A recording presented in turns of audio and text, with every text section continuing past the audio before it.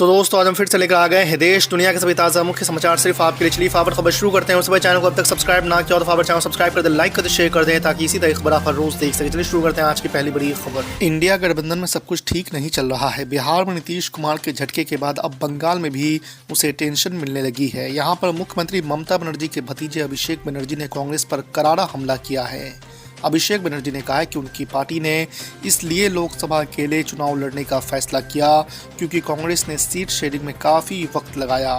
उन्होंने कांग्रेस पर हाथ रखने का आरोप भी लगाया है। जमीन घोटाले में घिरे झारखंड के मुख्यमंत्री हेमंत सोरेन के खिलाफ ईडी ने बड़ा एक्शन लिया है। ईडी ने सोमवार को मुख्यमंत्री हेमंत सोरेन के दिल्ली स्थित घर पर छापेमारी की। इस दौरान हेमंत सोरेन मौजूद नहीं थे। जांच टीम ने यहां जरूरी कागजात खंगाले। इसके बाद सोरेन की BMW कार जब्त कर ली गई। कुछ दस्तावेज भी जब्त किए गए हैं। एयरपोर्ट पर भी ईडी की टीम मौजूद है। इस बीच हेमंत सोरेन ने ईडी पर राज्य सरकार के कामकाज में बाधा डालने का आरोप लगाया है। मराठा आरक्षण को लेकर शिंदे सरकार में ही फूट देखने को मिल रही है। मुख्यमंत्री एकनाथ शिंदे ने ओबीसी कोटा में से ही मराठाओं को आरक्षण देने और उनको कुणबी कास्ट सर्टिफिकेट जारी करने का फैसला किया है। वहीं अब ओबीसी नेता इसके विरोध पर उतर आए हैं।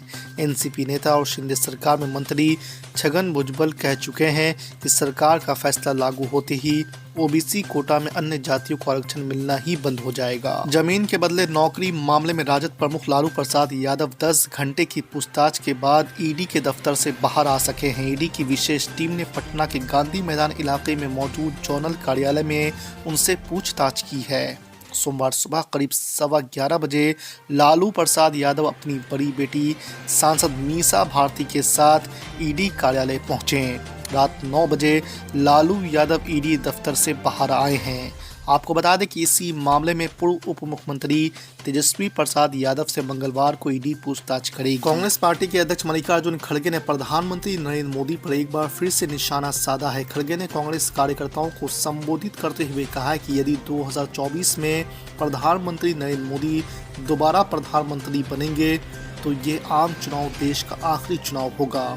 खड़गे ने दावा किया कि यदि पीएम मोदी इस साल आम चुनाव के बाद फिर से अपनी सरकार बना लेते हैं तो वो तानाशाही पर उतर आएंगे। बिहार में नीतीश कुमार के पाला बदलने के बाद चुनावी विशेषज्ञ प्रशांत किशोर ने दावा किया था कि आने वाले लोकसभा चुनाव और बिहार विधानसभा चुनाव में जेडीयू बुरी तरह पीटेगी।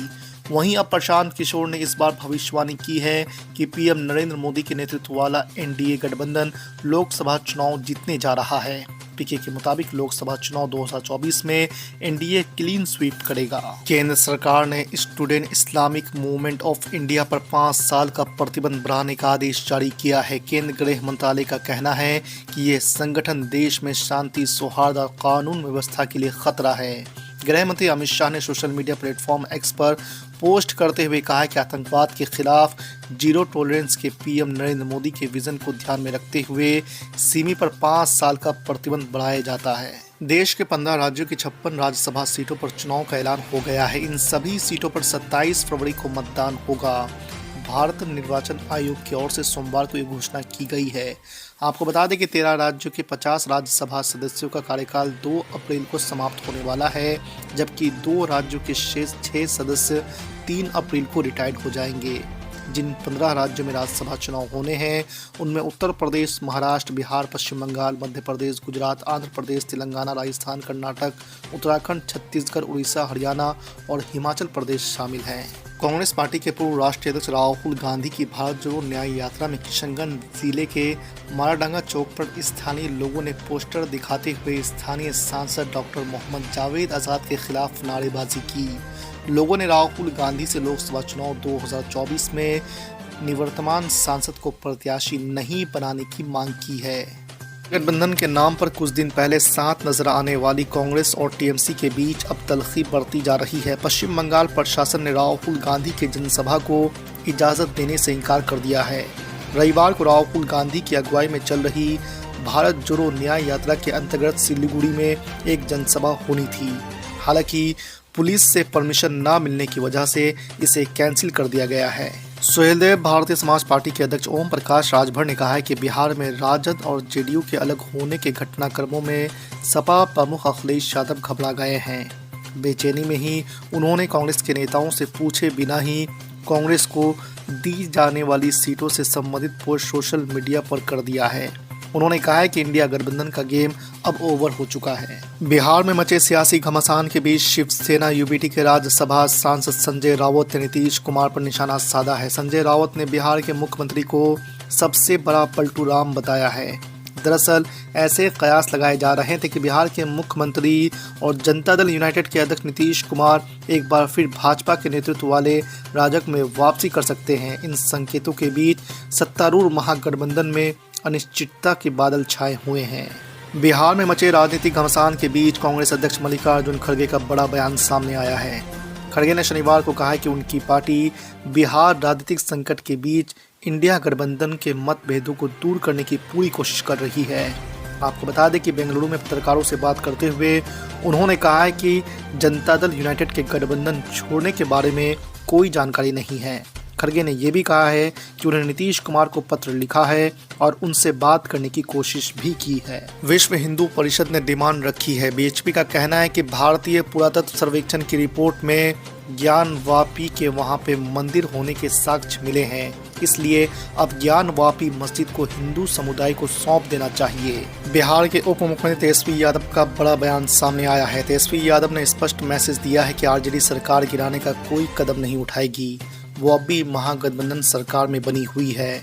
अगर नीतीश कुमार की पार्टी जेडीयू को ऐसा कदम उठाती है तो फिर पार्टी अपना काम शुरू करेगी।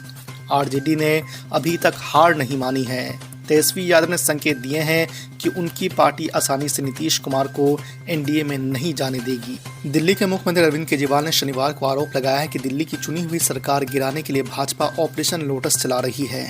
केजरीवाल ने सोशल साइट एक्स पर की गई पोस्ट में कहा है कि कथित घोटाले की आड़ में केवल मुझे ही गिरफ्तार नहीं किया जा रहा है, सरकार गिराने का षड्यंत्र भी रचा जा रहा है। मराठा समुदाय को अन्य पिछड़ा वर्ग कोटा के तहत आरक्षण देने की मांग करते हुए मराठा कार्यकर्ता मनोज जरांगे पाटिल के नेतृत्व में 1 मार्च आज मुंबई में प्रवेश करने के लिए तैयार है।